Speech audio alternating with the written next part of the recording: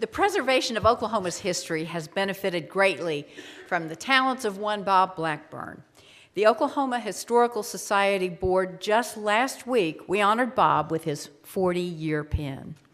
Bob has served as executive director of the Oklahoma Historical Society since 1999, and he joined OHS in 1980 as editor of the Chronicles of Oklahoma, and then became deputy director for the agency in 1990. He earned his master's and PhD in history from Oklahoma State University. Bob published his first book while still in graduate school and has since written or co-authored 22 books and numerous articles, journal entries, and screenplays. He is a steady source of historical information to the media, and he has appeared numerous times on the History Channel.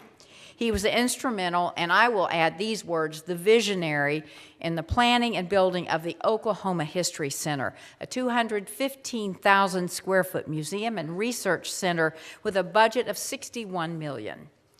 Bob has served on numerous national and regional boards and committees, including the Western History Association, the Oklahoma Association of Professional Historians, the American Institute of Architects, and Leadership Oklahoma City.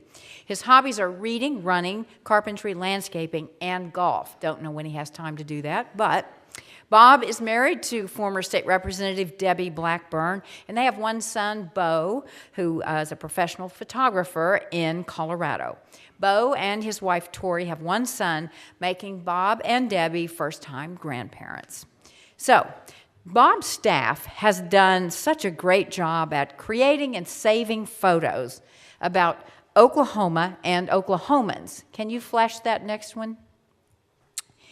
It's so easy to use that you can capture just about anything. So I could not help but share these photos of a very young, enthusiastic Bob Blackburn in the early years. Now, what's remarkable, as you will hear, is that not an ounce of that enthusiasm has waned over the years. Bob's vision and tenacity is the reason OK Pop will be built in the Brady just across from Cain's. The director of OK Pop, Jeff Moore, Jeff, if you'd raise your hand again, he's here today and was mentored by Dr. Blackburn, and it shows. Please give a warm Rotary Club of Tulsa welcome to our amazing state's premier historian, Dr. Bob Blackburn.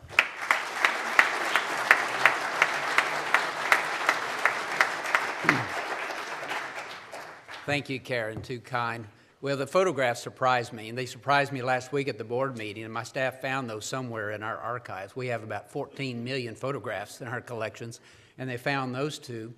And, of course, more hair, and about 20 more pounds. When my wife was pregnant, I had sympathy weight gain. While she was pregnant, homemade ice cream once a week, and I was right there with her eating that ice cream. But it's good to be back here. I always enjoy, most of all, giving speeches to Rotary groups because I appreciate the role that Rotary has played in state history. In 1988, I had the good fortune to work with a man named Doane Farr. And some of you elderly folks might remember Doane, but he was Mr. Rotary in Oklahoma for years, got into Rotary in 1918 in Clinton, Oklahoma. And he wanted me to do a book about his life.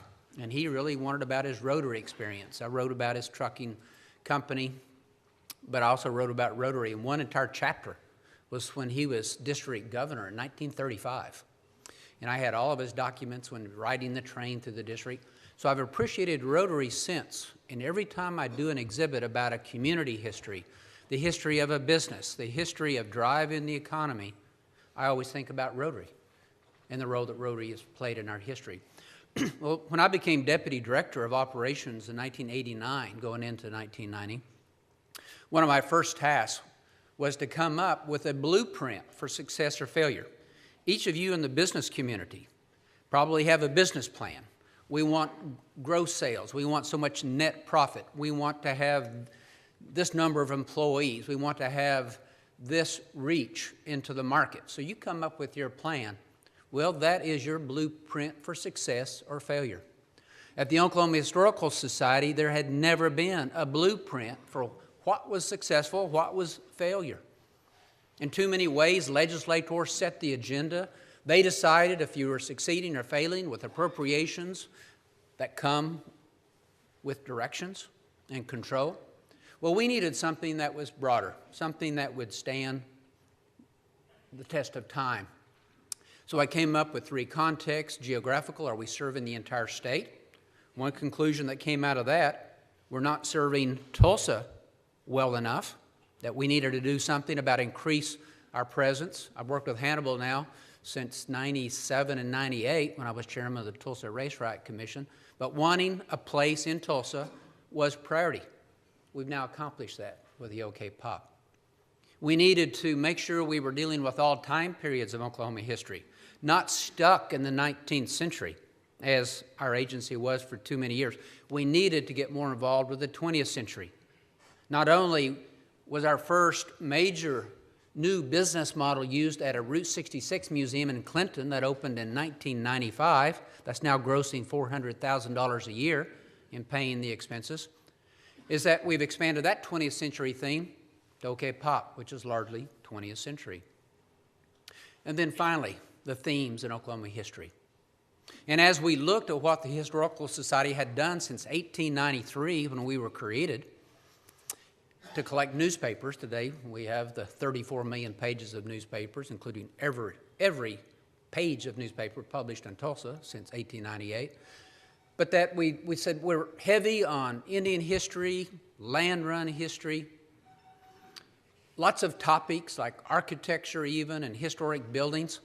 But as I surveyed what we had accomplished in terms of collections and exhibits and outreach programs and books, we had done a lot on politics, for example, but there was one part of our history that had been virtually left out, other than a few small cases, and that was the history of free enterprise in Oklahoma, the wheels of the economy that would drive the story that helps us understand Indian history, understands the challenges and the successes of the 89ers and those making the land run, the history of the built environment. The buildings are being built because the economy is booming.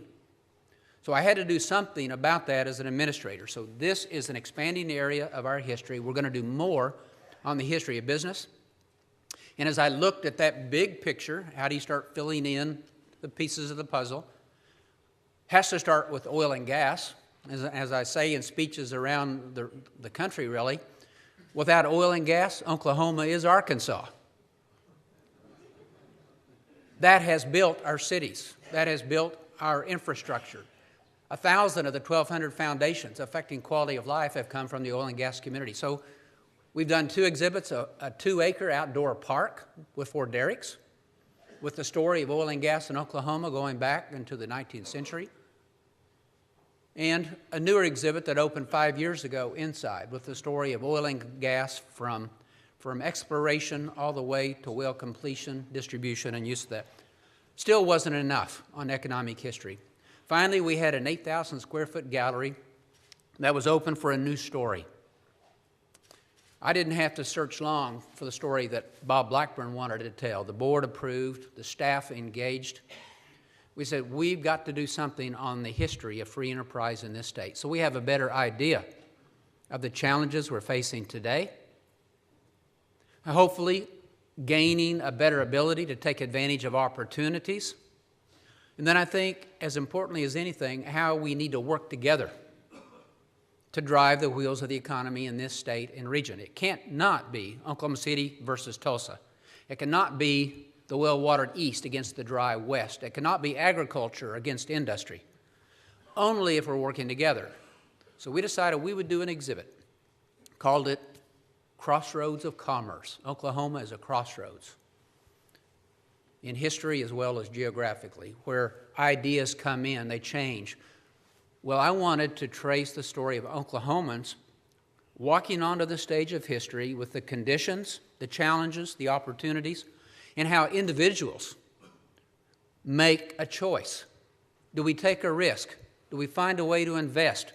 Do we pull the people around us to build a team? How do we find that sustainability that we all want with what we're creating, whether it's a historical society or a business? And to tell that story chronologically. So we did it. The story starts with Indian enterprise, goes all the way to tribal enterprise today and how that's driving the economy. Well, in between, many, many stories. And I meant to bring a box of books today to sell. I have to do that another time, but we published a book on this, beginning to end, because the exhibit's too much to see in one exhibit.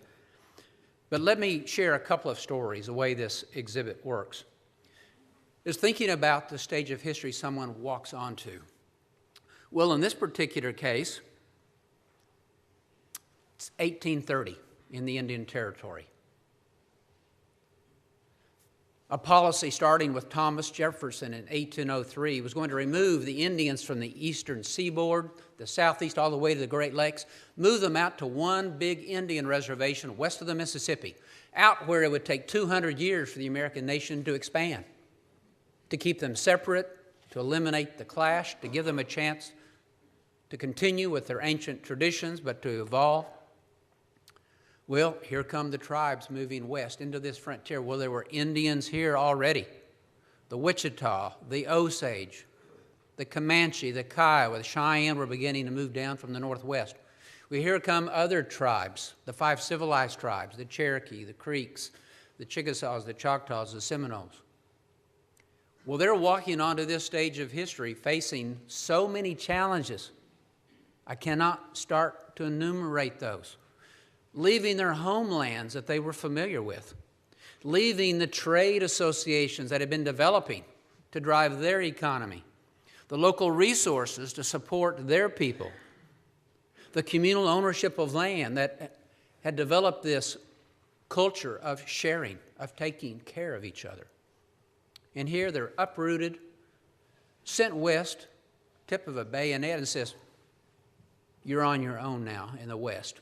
Well, one man that walked onto this stage of history in 1830 was Robert M. Jones.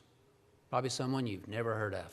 But Robert M. Jones had been born in 1801 in the Choctaw homelands in the American Southeast. His father was a Scottish merchant. So many of our mixed-blood families in the 5 tribes, including my own family, we're from Claremore, came from Scottish merchants who, during the Revolutionary War, fled the colonies, moved up among the Indians whom they knew, intermarried. Well, Robert M. Jones' dad married a Choctaw woman. Robert M. was one of many children. When he was 19 years old, growing up in a Choctaw community where he's learning the language, the spirituality, the ways that you integrate yourself into a community, the Choctaw signed the Treaty of Doak Stand that created a Choctaw Academy to teach young Choctaws the ways of the non-Indian world, where he learned about contracts, learned more about the English language, learned about these cultures beyond the borders of the Choctaw Nation. He was a smart young man, learned well. By 1830, when the Treaty of Dancing Rabbit Creek was signed, removing the Choctaws, he was named a sub-agent with the task of moving 1,000 horses and mules to the west, where they would be used to help the Choctaws reestablish themselves, build farms, drive the wheels of the economy. But here he is in the West, no banks, long distances in terms of trade and in free enterprise, whether it's a service or a product. Adding value is what allows you to make a profit. The more you pay for transportation, delivery of those services raises the cost, diminishes the net return. Distance, geographically, was a huge issue. And when he moved to the Indian Territory in 1830, no river navigation on the Red River. There was a 100-mile-long raft of logs, a huge log jam that went all the way south and east of what is now Shreveport. What's he going to do? Well, the capital side of his business empire was partly salt. He married into the Colbert family, a very prominent Choctaw family, traders, numerous branches. They had agents in New Orleans. They had agents in England. Suddenly, he had credit, not from a bank, but from the merchants who wanted to sell the products to the people of Indian Territory, to merchants who might bring it up river to sell to Fort Towson, a military fort built in 1824 to protect the Choctaws. He became a partner in a store in the little trading post of Dokesville that would become the Choctaw capital in the 1840s, and he would expand. Eventually, Robert M. Jones, facing all of these challenges, would eventually operate 28 trading posts throughout the entire Choctaw Nation.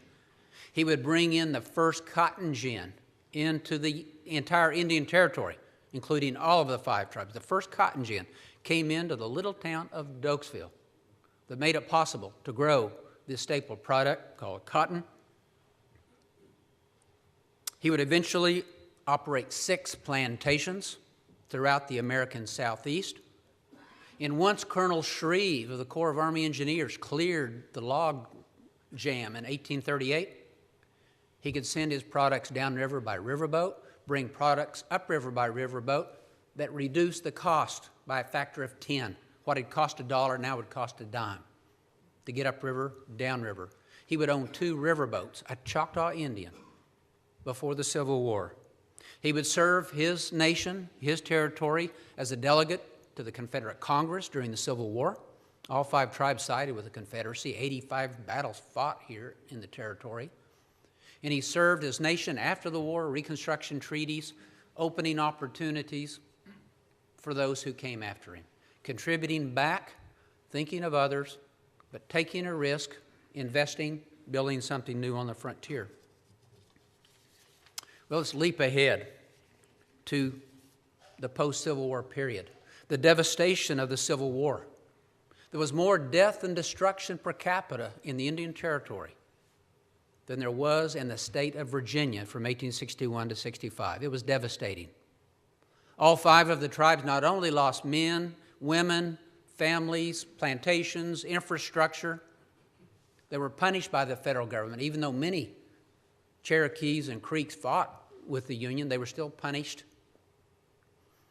They were pushed down. They says, you have to work towards statehood. Someday we're going to allot your lands in severalty. They were down and out. The challenges were formidable. Well, walking onto this stage of history was a young man named Robert Jeremiah Love, born in 1852, but he was orphaned during the Civil War. So here he is, 16 years old, when the Choctaw signed the Reconstruction treaties of trying to get things moving again. He lived in a bend of the Red River, where we now have the little community of Thackerville. If you've seen that huge casino, that's in the Thackerville area. Well, he had a ranch right there. And he was a subsistence farmer, doing a little bit of trade across the river with merchants in Gainesville, in Texas, which would have been the closest big town, and starts developing his way of life. But as an orphan, he starts building back. He gets married, starts a family. And we do know by 1877, 11 or 12 years later, in a census that the Chickasaws did of the Chickasaw Nation, he owned 2 horses and 32 head of cattle. Those were his worldly possessions. He'd built back up. But with those 32 head of cattle, his networks in Gainesville, his status within the Chickasaw community, because his great-grandfather had been one of the Chickasaws moving west with the tribe, he was doing okay. Well, if that was it, we never would have heard of Robert Jeremiah Love, but he was in the right place at the right time with the right skills. When the stage of history is changing, there's an opportunity. Congress allows the second railroads to be built through the territory. The first had been the Katy, 1871, that went through Veneta, Wagner, Muskogee, Eufaula, Durant.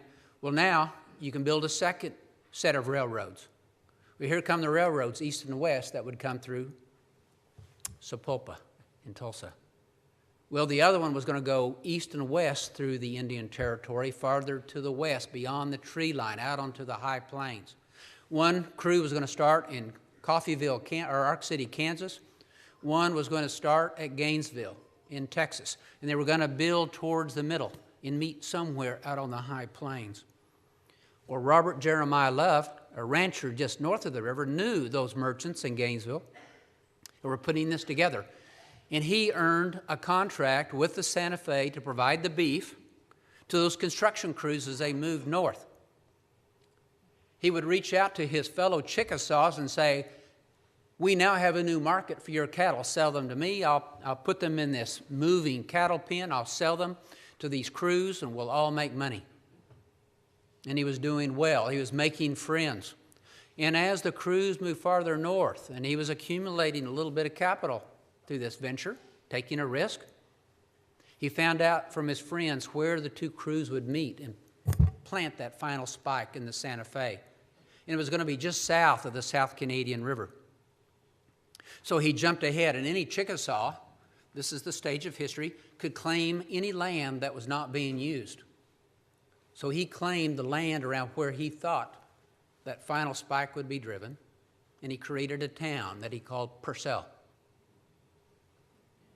He offered a free lot for either a business or a home to any Chickasaw. That's Chickasaw way. We're going to take care of each other. If one person runs out of corn before the next harvest, we'll share. If we run out, we'll go to our next neighbor. You're going to help each other.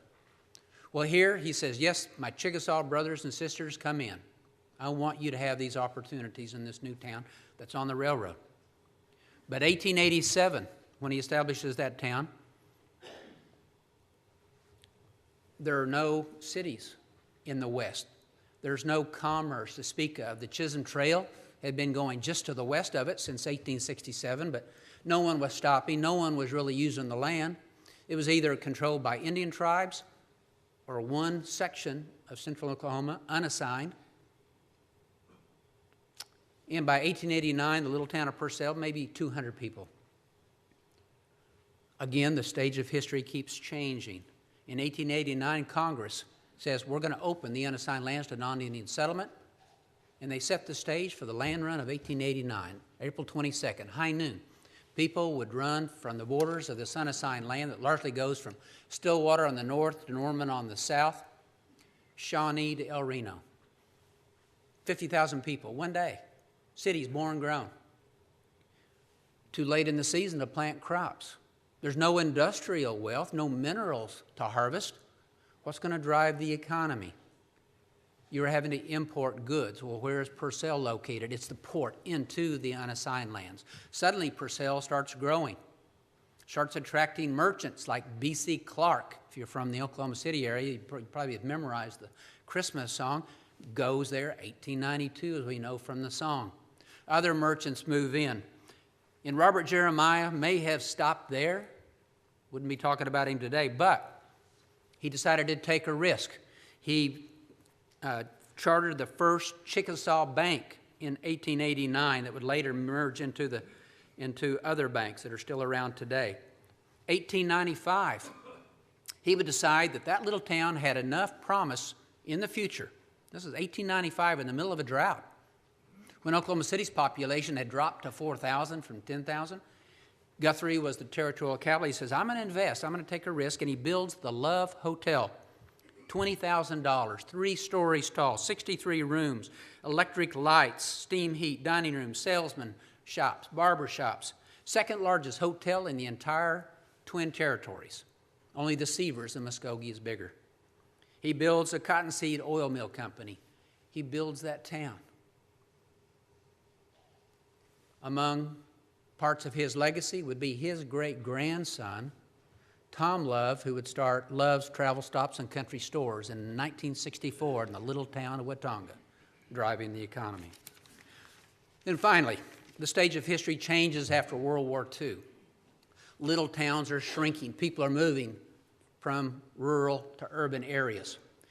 Oklahoma is still a single-unit banking state, one of the last in the entire nation to give up that 19th century model of single unit banks. Credit is hard to find. Today we pull out a credit card. It's so easy.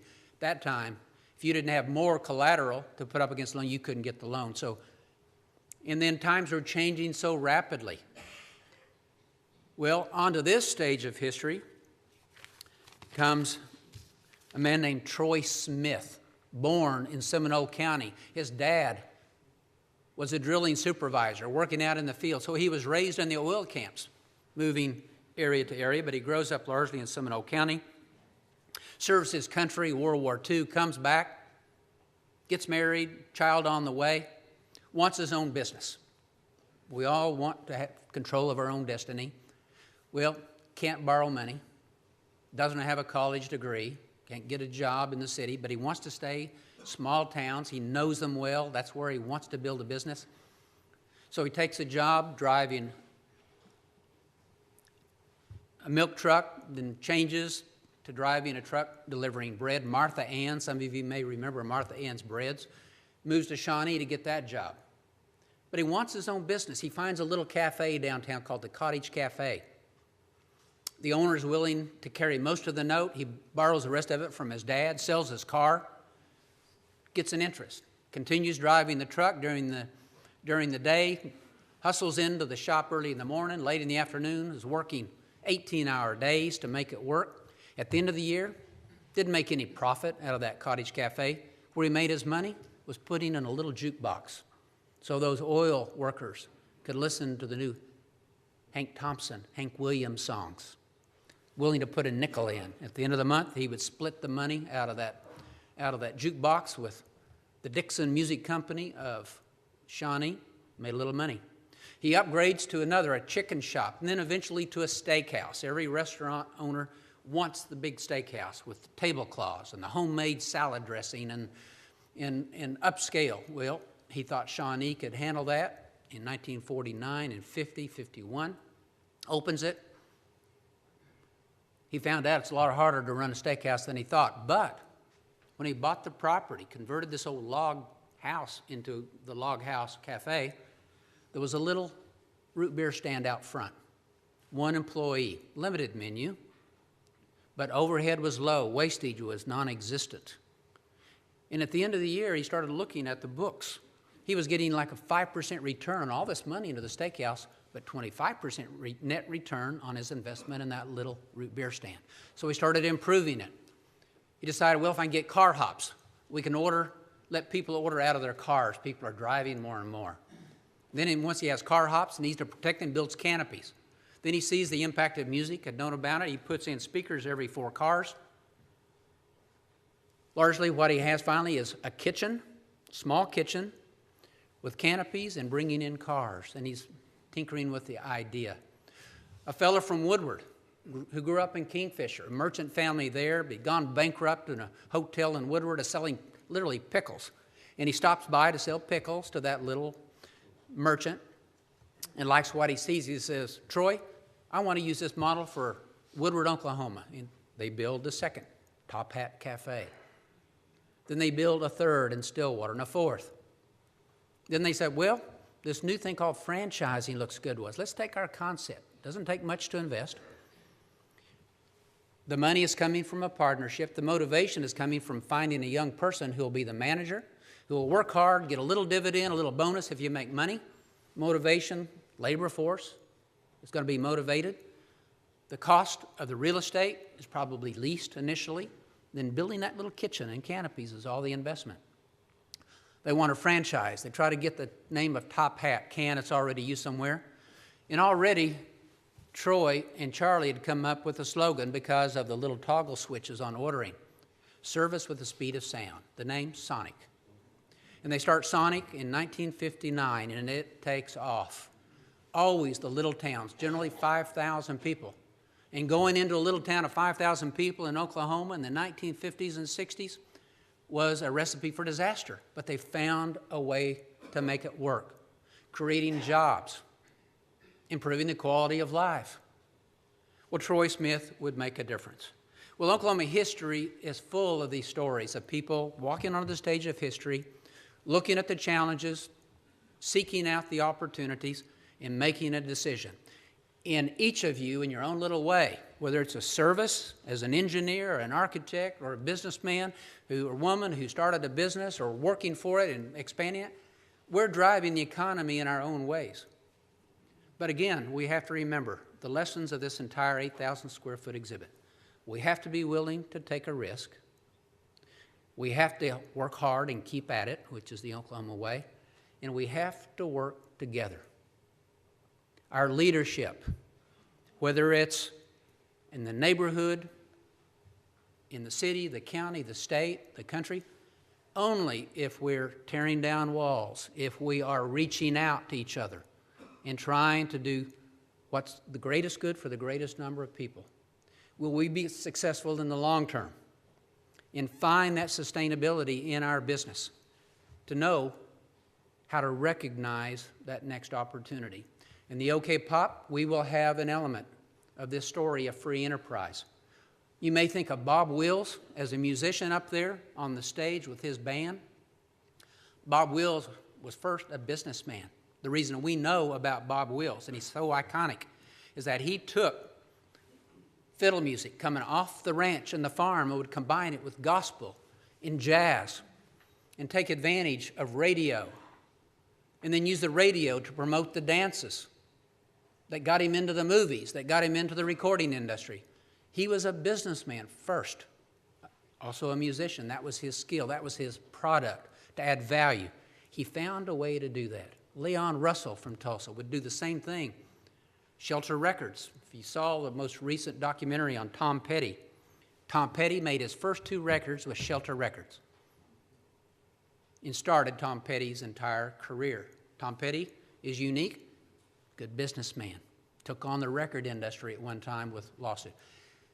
This story of Oklahoma's entrepreneurial spirit can be seen in popular culture. We are going to have that as part of our story that will distinguish us from other museums around the country. It will be unique. Well, we're still collecting that story. I've already had 2 conversations today about collections that can help us tell this story. We need your support. We need you to join the Oklahoma Historical Society, to be part of the OK Pop, to think about your own collections, your own stories. Let's make sure that we are achieving our core mission, getting back to my plan, 1989, that we know success or failure in collecting, preserving, and sharing history. I look forward to working with all of you for many years, and thank you for what you do for the city of Tulsa. Thank you.